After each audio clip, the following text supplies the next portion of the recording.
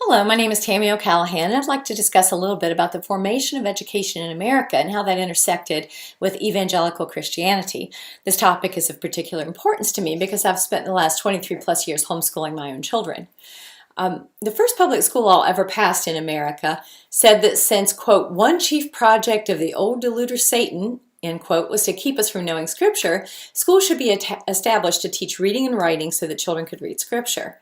William Lauderdale of Auburn University quotes historian Merle Curdy, who argues that the original colonial education was not only Christian, but sectarian, partially intended to protect, quote, from the encroaching of hostile practices and principles. Lauderdale says that as the country grew, cultural changes caused the breakdown that had been so valuable to sustaining sectarian orthodoxy. And he says that clarity of purpose began to dissipate.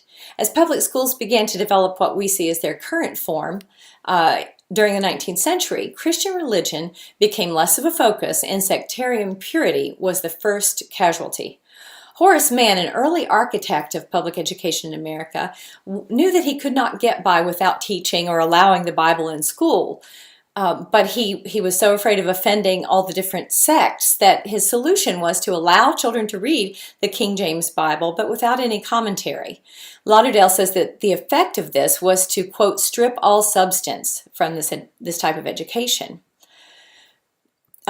Lauderdale asserts that there was a shift then from moral and religious concern to a much lower standard of just making sure that the school wasn't labeled godless.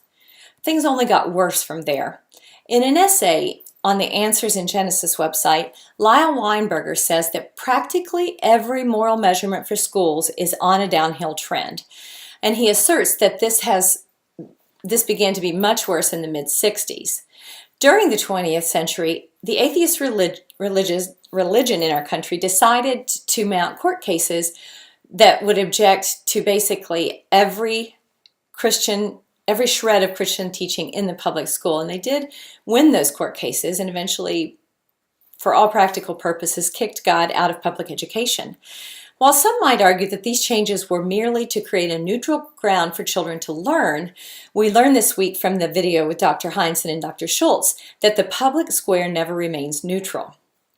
Pat Robertson, founder of the Christian Coalition, which worked in the 1990s to get Christians elected to boards of education, said that in the 60s, parents woke up and realized that, quote, secular forces were invading the provinces of the church. And he said parents' response to that was for them to say, we don't want you taking our kids away from us and imposing upon them a secular worldview that is contrary to our Christianity.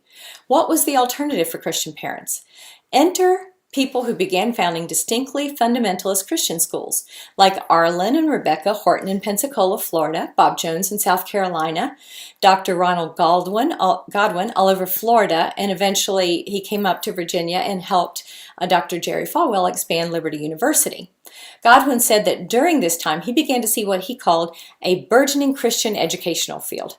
Indeed, one national study from 1995 reveals that over a 30-year span, Christian schools were the fastest growing segment of American education, of which evangelical Christian schools were, quote, the major share. Christians active in the public square, and from our study this week, we learned that many of those were fundamentalist and evangelical. They wanted options in the education of their children because they understood what Dr. James Dobson said, we are in a civil war of values, and the prize to the victor is the next generation. While Christian schools are one option, homeschooling is another. Homeschooling has the advantage of being less expensive for parents and, for those parents who want it, the opportunity to interact with their children on every level of their education, imparting their own doctrinal Christian worldview in an integrated way. For our family, homeschooling has been a great choice. It has given us the opportunity to prepare our children to be carriers of their Christian faith as they've gone off to university, some secular and some Christian, and then on to jobs in the real world. The challenge for Christian parents today has never been greater. Anti-Christian cultural forces are ubiquitous. According to Melinda Wagner, Christians today are less loyal to denominations, while at the same time, evangelical schools are becoming what she calls generic and pan-conservative. There is a need for us to reevaluate our own personal theology and the theology of our Christian schools. Whichever path we choose, however, in educating our children, we must remember that we are answerable before God for the instruction we provide for our children. Thank you.